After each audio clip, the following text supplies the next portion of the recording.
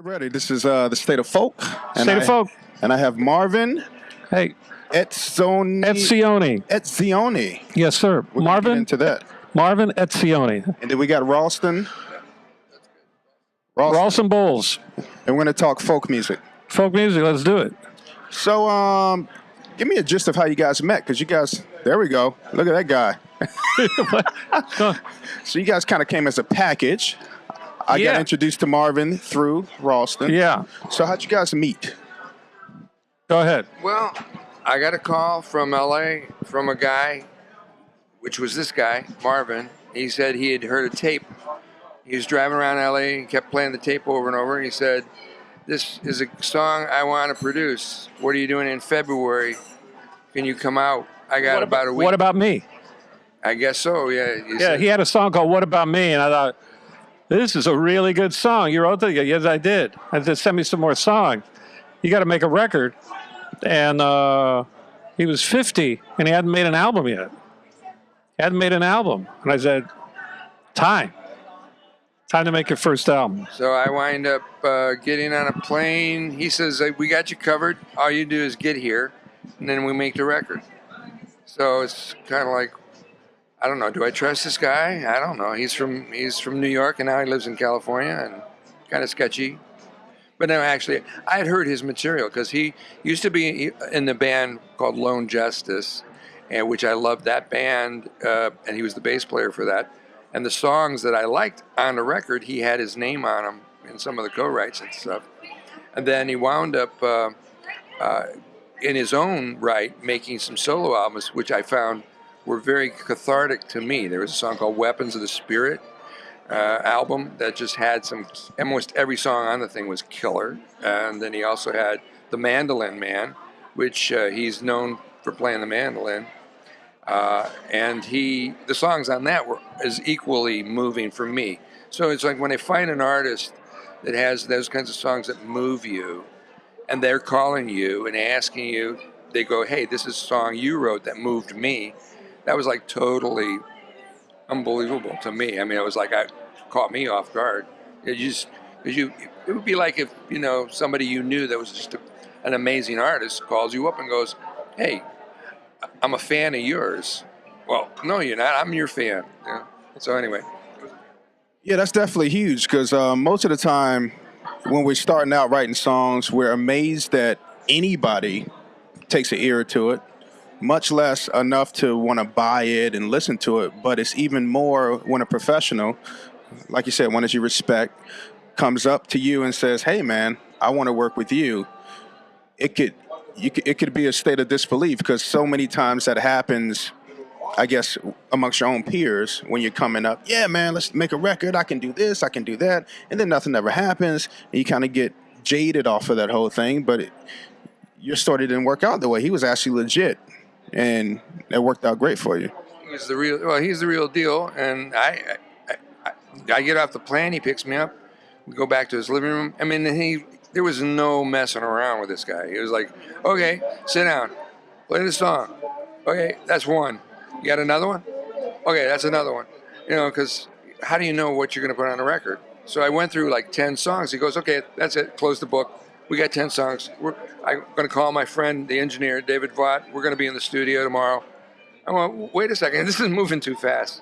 I wanted to go home." I said, "I'm getting nervous." So this is all what we call pre-production. Correct. Yeah, pre-production is key. I always need to know the songs, hear the songs ahead of time, make any comments I'm going to make on them in terms of structure. I call it like the architecture of the song. How's the song put together? Sometimes you can do things live on a song that are really cool live, but then you make the record and it's like, it's a little too long. We don't need to have a jam in the middle of the song on the record, but live you can get away with it. It could be exciting. So you kind of have to balance all those things. So once I heard all of his songs and we went through them all, then we were ready. And I basically put a rhythm section together. Bass player friend Sheldon Gomberg and Magoo was an overdub. That was on keyboards, and Dave Raven on drums. So basically the core of the album, we cut it live with Ralston was on acoustic guitar. We rented a U-47 mic. It was like a $10,000 mic. It's killer, an FET. And then Raven was playing drums, Sean was on bass, and I was playing electric Telecaster. And we just cut everything live. It was 2-inch tape, 15 IPS, and a lot of it we would mix as we go. And sometimes Ralston might say, hey, what about, could we get like a keyboard on this song? I kind of want this kind of effect. And so we added a limited amount of overdubs. But we finished. Haywood. Yeah. And did some pedal steel. Pedal steel on a couple of things. And so I would say, we finished the album, and how long did it take? 5 days. A week? Yeah. So in less than a week, we had it recorded and mixed. Well, I mean, that's in this day and age, that's like surprising. But back in the day, Tom Petty going to a studio for a week, no songs written. Write the songs in the studio. Everybody's on the record. Steve Ferrone, blah blah blah. A week, 2 weeks, they got a record. I'm not sure. He said that. Yeah. Now, maybe not everybody. Because everybody's not Tom Petty. Right. I understand that. Yeah, but it can happen, and there were a lot of records back then that people would take a longer time to do, and so I think the kind of record making that we were doing with Ralston. What year was that? The first album? Was it 2004? So 2004. That was really the model for how things are working now. Everyone is like, I don't have a full budget.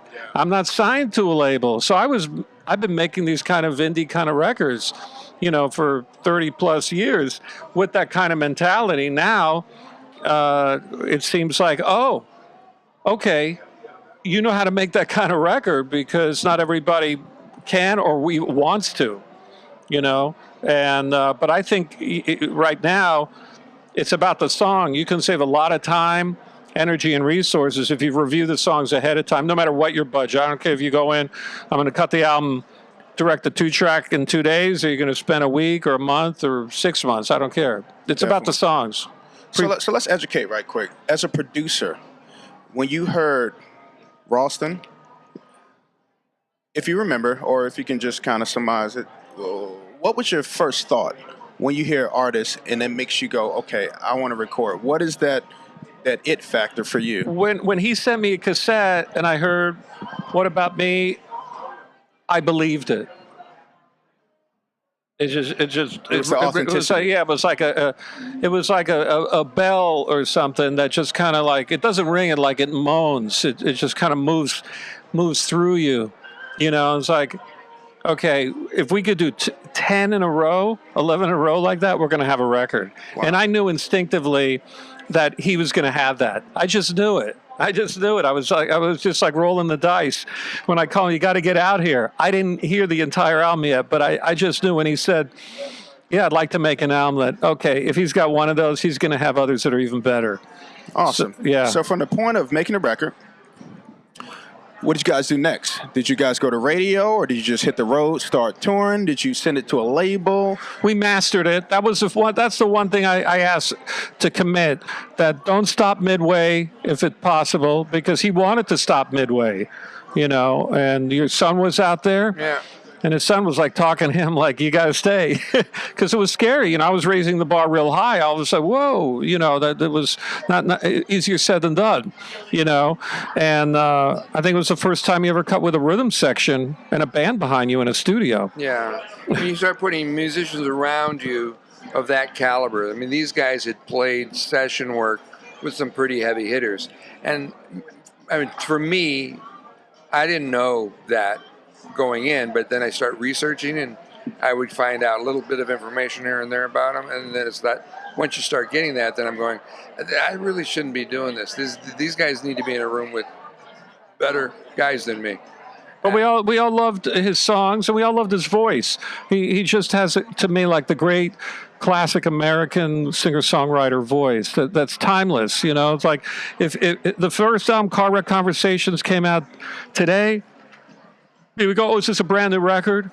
It's timeless. It's timeless between the songwriting, and I'd like to think that the production didn't have any gimmicks of the day. Oh, we just heard this song on the radio, and if we just do this to it, it'll get on the radio. It's like, no, we're just making the record that we want to make. This is how we're feeling.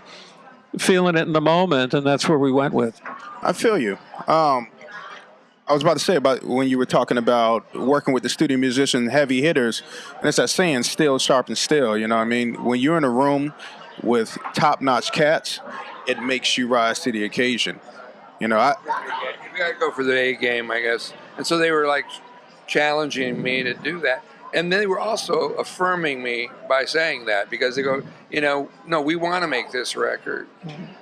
We could be making other records with other people, but those are just hired gun things. This actually feels like we're doing something, and we're making a record that matters. That's what it. Right, and that's what it felt like. It felt like we're in the middle of something that nobody went through the motions. It was a real emotional experience. That's awesome. So now, how do you go as a producer? You say you have records that have seen some film. Yeah, so sometimes I'll produce an artist, like with Ralston before he got signed, and he puts out the record independently, masters the record, releases it, and then Judy Collins had a label called Wildflower. She had distributed the first album and the second album. We did the second one in Austin. Another very good record. And he also got awards for that in Michigan. I produced Toad Wet Sprocket before they were signed to Columbia. So I produced the album called Pale. And then same thing. We recorded it, mixed it in a very short amount of time. I would say probably like a 2-week process.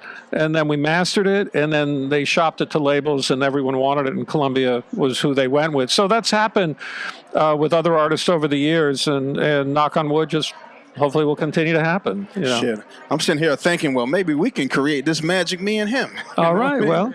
I'd love to hear your work. I just met you guys now, so I'm not familiar with the work. But it's always, that's why I love Folk Alliance and stuff like this. I was just at NAMM out in Anaheim. Yeah. It's just you never know who's going to be in the house. You really don't. It's kind of amazing. And, there's an expression, God wants people to meet each other.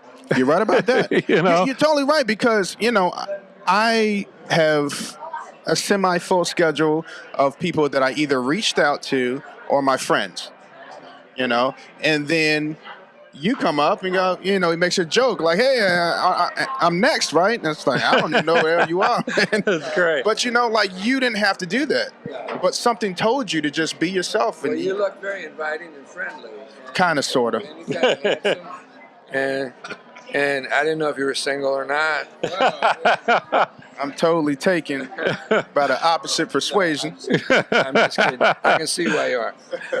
But, you're right. So sometimes the universe just leads us where we're supposed to go. And that's how we made the record. Yeah. The record, it's like we had, like, the songs were like the blueprint, so we had such a good blueprint that's exactly the process that we make the record. And that's really how our lives are lived in this way, that we kind of allow for this kismet or serendipity to happen in our lives whenever we're together. Like when he said, hey, you want to do a podcast? It wasn't like, what are you talking about? I was like, yeah, okay, great. Where are we doing that? Well, I said, well, can we have lunch first? Like, okay.